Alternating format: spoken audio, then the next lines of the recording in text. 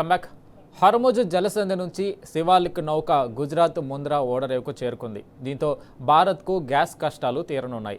Shivalik నౌకలో 46,000 metric టన్నుల LPG ఉంది. నందాదేవి నౌక రేపు భారత్కు చేరుకోనుంది.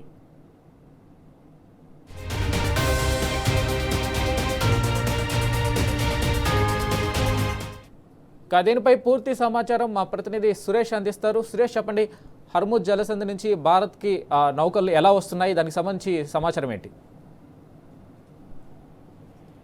వెంకట్, ఇవాళ శివాలిక్ అనే భారత జెండా కలిగినటువంటి ఎల్పీజీ ట్యాంకర్ గుజరాత్ లోని ముంద్రా పోర్టుకు చేరుకుంది. ఇది ఖతార్ లోని రాస్ లఫాన్ నుంచి బయలుదేరి హర్ముజ్ జలసంధి దాటి భారత్ కు వచ్చింది.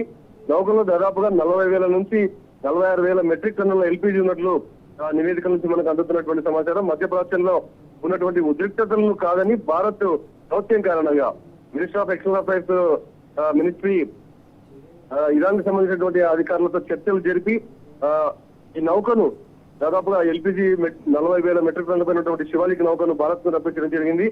అలాగే ప్రస్తుతం హర్ముజ్ జలసంధి నుంచి భారత్ కు నౌకలు ప్రధానంగా 2 ఉన్నాయి. అందులో ఈ రోజు శివాలిక్ రాగా నందాదేవి ఎల్పీజీ శివాలిక్ అదే మార్గంలో భారత్ కు బయలుదేరింది. కాంగ్లా పోర్టుకు త్వరలోనే చేరుకునేటువంటి అవకాశాలు ఉన్నాయి. దాదాపుగా ఈ నందాదేవిలో కూడా 46,000 మెట్రిక్ టన్నుల ఎల్పీజీని తీసుకొని భారత్ కు వస్తున్నటువంటి పరిస్థితి.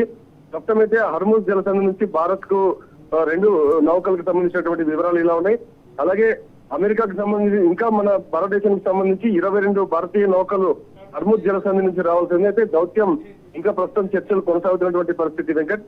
అలాగే హర్ముజ్ జలసంధిలో చూసుకుంటే అమెరికా నుంచి యుద్ధ నౌకలు, ఆయిల్ ట్యాంకర్లు, కార్గో నౌకలు కూడా అక్కడే నిలిపివేసినటువంటి పరిస్థితి. హర్ముజ్ ను జలసంధిని ఇరాన్ పూర్తి స్థాయిలో నిలిపివేయడం కారణంగా మరోవైపు చైనా, యునైటెడ్ కింగ్డమ్ సంబంధించినటువంటి చమురు ట్యాంకర్లు, అలాగే కంటైనర్ షిప్స్ కూడా అక్కడే వాణిజ్యానికి సంబంధించిన కంటైనర్ షిప్స్ ఆగిపోయినటువంటి పరిస్థితి. మరోవైపు ఏషియా కంట్రీకి చూసుకున్నటువంటి జపాన్, దక్షిణ కొరియాకి సంబంధించిన ఆయిల్ ట్యాంకర్లు, గ్యాస్ కు సంబంధించినటువంటి నౌకలు కూడా నిలిపివేసేటువంటి పరిస్థితి. హర్ముజ్ నుంచి ఒక భారత్ సంబంధించినటువంటి నౌకలు ప్రస్తుతం దౌత్యం కారణంగా రావడం జరిగింది. సౌదీ అరేబియా, యుఏకి సంబంధించినటువంటి నౌకలను కూడా ఇరాన్ అడ్డుకోవడం కారణంగా ఇప్పుడు హర్ముజ్ జలసంధి దగ్గర ఉద్రిక్త పరిస్థితున్నటువంటి పరిస్థితి వెంకట్. అయితే సురేష్, ఒక్క భారతదేశ నౌకలను మాత్రమే అనుమతించడం జరుగుతుందా? ఇంకా ఎన్ని నౌకల్ని అనుమతించే అవకాశం ఉంది? దీనివల్ల మనకు గ్యాస్ కి సంబంధించిన పడుతున్న ఇబ్బందులు ఇంకా పూర్తిగా తొలగిపోయినట్టేనా ఈ ప్రస్తుతానికి? గత మార్చి 28 ఫిబ్రవరి 28 మొదలైనటువంటి యుద్ధం కారణంగా ప్రస్తుతం ఇంకా ఈ జలసంధి నుంచి మాత్రం ఇరాన్ పూర్తి స్థాయిలో నౌకలు రప్పించేటువంటి ప్రయత్నాలను అడ్డుకోవడం జరుగుతుంది.